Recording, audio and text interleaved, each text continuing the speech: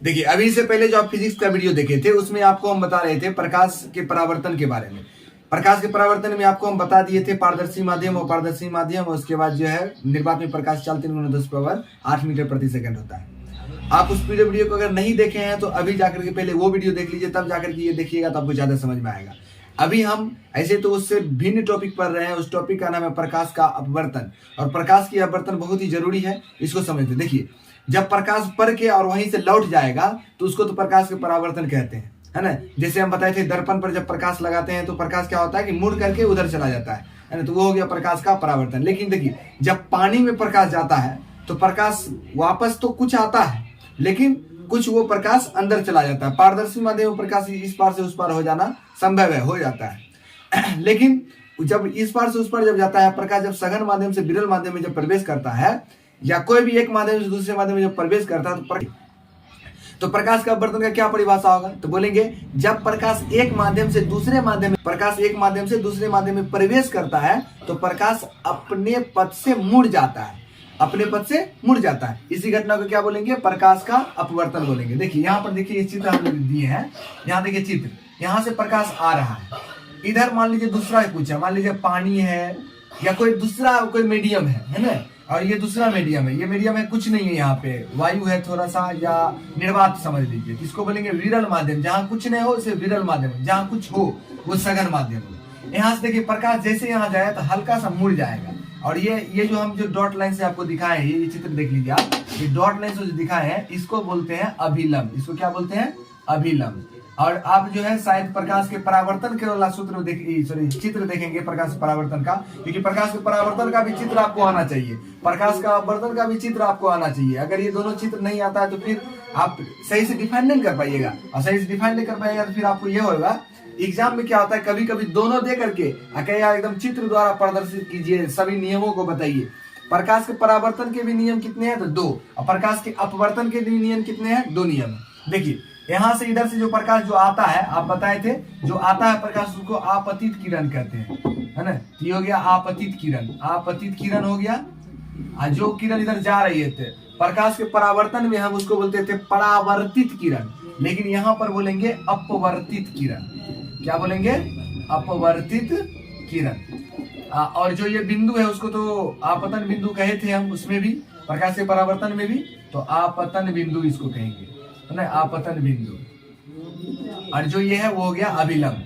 और देखिए पहले फिर से इसका परिभाषा देखिएगा, जब प्रकाश एक माध्यम से दूसरे माध्यम में प्रवेश करती है तो प्रकाश अपने पथ से मुड़ जाती है, इसी घटना को प्रकाश का परावर्तन कहते हैं, अपवर्तन कहते हैं। प्रकाश के अपवर्तन के मुख्यतः 2 नियम हैं। अब दोनों नियम को देख लीजिएगा। पहला नियम देखिएगा, आपतित किरण और अपवर्तित किरण, और आपतित किरण, अपवर्तित किरण और आपतन बिंदु पर डाला गया अभिलंब तीनों एक ही तल में होता है। फिर से देख लीजिए, उधर से किरण जो आ रही है उसको क्या बोलेंगे, आपतित किरण, जो नीचे जा रही है उसे अपवर्तित किरण, आपतित किरण, अपवर्तित किरण, और जो बिंदु पर है उस बिंदु का नाम बोलेंगे आपतन बिंदु। आपतित किरण, अपवर्तित किरण और आपतन बिंदु पर डाला गया अभिलंब तीनों एक ही तल में, मतलब एक ही जगह मिल जाता है। ये हो गया पहला नियम, एक ही तल में होता है, पहला नियम हो गया। अब देखिए दूसरा नियम देने वाला एक व्यक्ति था जिसका नाम था स्नेल, जिसको हम लोग स्नेल भी कह सकते हैं, स्नेल या स्नेल कुछ भी आप कहिए, है ना, स्नेल। तो स्नेल जो है एक नियम दिया है, ये भी प्रकाश के अपवर्तन का नियम ही है, इसको प्रकाश के अपवर्तन के दूसरा नियम हम कहते हैं, प्रकाश के अपवर्तन दूसरा नियम। देखो स्नेल क्या बोले हैं कि जो ये कोण बनता है, ये कोण को बोलते हैं आपतन कोण, और यहाँ पर जो कोण बन रहा है उसको बोलते हैं अपवर्तन कोण। इसको बोलेंगे, ये कोण को आई को क्या बोलेंगे, आपतन कोण। कोण आई को क्या बोलेंगे, आपतन कोण। कोण आर को यहाँ क्या बोलेंगे, अपवर्तन कोण। आपतन कोण और अपवर्तन कोण, है ना, अपवर्तन कोण। तो अब देखिए इसका जो है किस प्रकार से स्नेल नियम देते हैं, नियम कहते हैं कि किस प्रकार से, कि आपतन कोण की ज्या, आपतन कोण की ज्या, ज्या का मतलब होता है साइन, क्या होता है, साइन। आपतन कोण की ज्या तो साइन, और आपतन है तो इसी बोलते हैं आई। आपतन कोण की ज्या तो हो गया साइन आई, और अपवर्तन, ये कोण जो आर है, आर को क्या बोले, अपवर्तन। अपवर्तन कोण की ज्या तो बोलेंगे साइन आर का अनुपात, अनुपात का मतलब होता है बटा, साइन आई, अनुपात का मतलब हो गया बटा, डिवाइड करते हैं तो उसी को अनुपात बोलते हैं। तो बोलेंगे आपतन कोण की जया और अपवर्तन कोण की जया, जया का मतलब समझ गए साइन, और आपतन कोण बोले तो आई, अपवर्तन कोण बोले तो आर। आपतन कोण की जया और अपवर्तन कोण की जया का अनुपात एक नियतांक होता है, एक नियतांक होता है, एक नियतांक होता है। इसी को हम कहते हैं सनेल का नियम। एग्जाम में क्वेश्चन अगर आएंगे आपको कि सनेल का नियम क्या है, तो आप यही बोलिएगा आपतन कोण की जया और अपवर्तन कोण की जया का अनुपात एक नियतांक होता है, इसे ही सनेल का नियम कहते हैं। और इसी को ही प्रकाश के अपवर्तन के दूसरा नियम कहते हैं। प्रकाश के अपवर्तन किसे कहते हैं, तो बोलेंगे जब प्रकाश एक माध्यम से दूसरे माध्यम में प्रवेश करती है तो प्रकाश अपने पथ से मुड़ जाती है, इसी घटना को प्रकाश का अपवर्तन कहते हैं। प्रकाश के अपवर्तन के दो नियम है। पहला नियम आपतित किरण, परावर्तित किरण और आपतन बिंदु पर डाला गया अभिलंब तीनों एक ही तल में होता है। दूसरा नियम आपतन कोण की जया, परावर्तन कोण की जया, सॉरी परावर्तन यहाँ पे नहीं बोलेंगे। क्यों नहीं बोलेंगे, याद रखिए, प्रकाश के परावर्तन में परावर्तन कोण बोलेंगे, आपतन कोण की जया और अपवर्तन कोण की जया का अनुपात एक नियतांक होता है, इसे ही सनेल का नियम कहते हैं। इतना दूर आप लोग सीख गए होंगे। इस चीज को अपने कॉपी में बेहतरीन से एक नोट बनाने की कोशिश कीजिए। इसी प्रकाश के अपवर्तन के नियम से जो है, सबसे पहले तो क्वेश्चन ये हमेशा दिमाग में एडजस्ट कर लीजिए, प्रकाश के अपवर्तन नियम क्वेश्चन एग्जाम में आएंगे। प्रकाश के अपवर्तन के कितने नियम है वो भी जान लीजिए, चित्र भी समझ लीजिए। प्रकाश के अपवर्तन कहते किसे, ये भी परिभाषा एकदम बहुत जरूरी है याद रखना।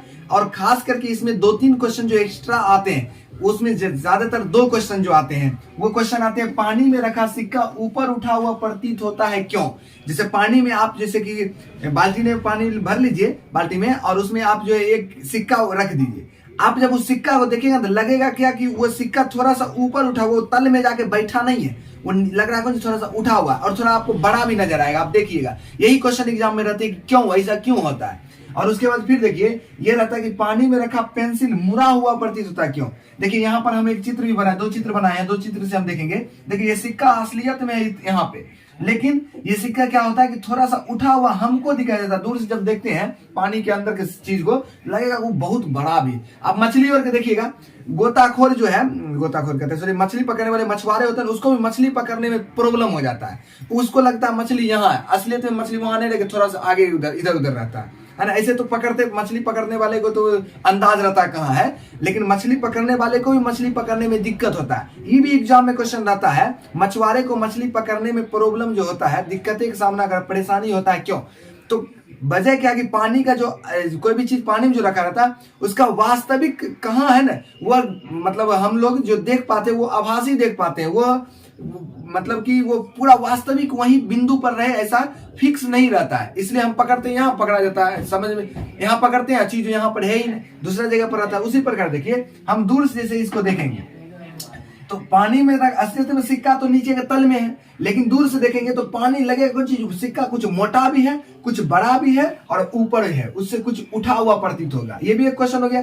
दूसरा क्वेश्चन देखिए, आप देखिए पेंसिल कभी मुड़ा हुआ रहेगा, पेंसिल आप देखिएगा सीधा, लेकिन आप उसको जैसे पानी में आप तिरछा घुमाइए, जैसे तिरछा करके दीजिएगा तो वो यहाँ जब पानी तक तो पानी के ऊपर तक तो सीधा रहेगा, लेकिन उसके बाद जब पानी में जाएगा तो हल्का सा लगेगा कोई टूट करके मुड़ गया है ना। अब यही क्वेश्चन एग्जाम में रहते हैं कि पानी में रखा जो है पेंसिल मुड़ा हुआ प्रतीत होता है क्यों, पानी में रखा सिक्का उठा हुआ प्रतीत होता है क्यों।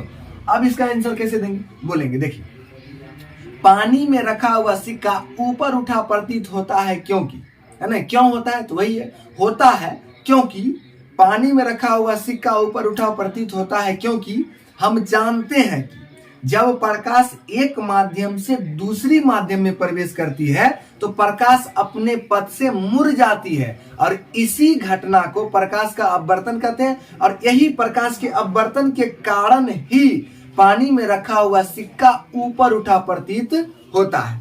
यही सेम टू सेम आंसर आप इस वाला में भी दीजिएगा, पानी में रखा पेंसिल मुड़ा हुआ प्रतीत होता क्यों, तो इसका भी वैसे ही देंगे हम जवाब कि पानी में रखा हुआ पेंसिल मुड़ा हुआ प्रतीत होता है क्योंकि हम जानते हैं कि जब प्रकाश एक माध्यम से दूसरे माध्यम में प्रवेश करता है तो प्रकाश अपने पथ से मुड़ जाता है। इसी घटना को प्रकाश का अपवर्तन कहते हैं। और इसी घटना के कारण पेंसिल, पानी के अंदर पेंसिल मुड़ा हुआ प्रतीत होता है। एक और क्वेश्चन आता है, मछुआरे को मछली पकड़ने में दिक्कत होता है, दिक्कत का परेशानी का सामना करना पड़ता है, क्यों? तो बोलिएगा, पानी में जो तैरती हुई मछली का वास्तविक पहचान नहीं होने का कारण यह है कि वास्तविक जगह का पहचान नहीं होने का वजह यह है कि प्रकाश का अपवर्तन। जब प्रकाश एक माध्यम से दूसरे माध्यम में प्रवेश करता है तो प्रकाश अपने पथ से मुड़ जाता है। यही कारण है कि मछुआरे को मछली पकड़ने में दिक्कतें का सामना करना पड़ता है। तो ये 3 क्वेश्चन में आपको दिमाग में सेट कर लेना, ये तीनों क्वेश्चन आएगा तो हम एक ही तरह के क्वेश्चन लिखेंगे, आंसर लिखेंगे, और वो भी प्रकाश के अपवर्तन का नियम। और ये बिल्कुल सटीक होगा, इसमें किसी तरह की गलतियां नहीं होगी। आपको केवल प्रकाश का अपवर्तन याद रखना है। और आशा करते हैं कि आप ये पूरे तीनों क्वेश्चन जो अभी हम दिए, ये तीनों क्वेश्चन को आप बढ़िया से कॉपी में नोट डाउन कर लिए होंगे। और प्रकाश का अपवर्तन और प्रकाश के अपवर्तन के नियम अभी आप लोग क्या पढ़े, फिर से सुन लीजिए। प्रकाश के अपवर्तन क्या है, इसके कितने नियम हैं, स्नेल का नियम क्या है, और इससे संबंधित 3 क्वेश्चन। पेंसिल रखा हुआ, पानी में रखा हुआ पेंसिल मुड़ा हुआ प्रतीत होता है, क्यों? दूसरा क्वेश्चन, पानी में रखा हुआ सिक्का ऊपर उठा हुआ प्रतीत होता है, क्यों? और तीसरा क्वेश्चन, मछुआरे को मछली पकड़ने में परेशानी का सामना करना पड़ता है, क्यों? तो आप इस सभी को अच्छी तरीका से नोट डाउन कर ले। आप पूरी तरीका से प्रिपरेशन कीजिए अपने एग्जाम के लिए, क्योंकि एग्जाम बहुत नजदीक है।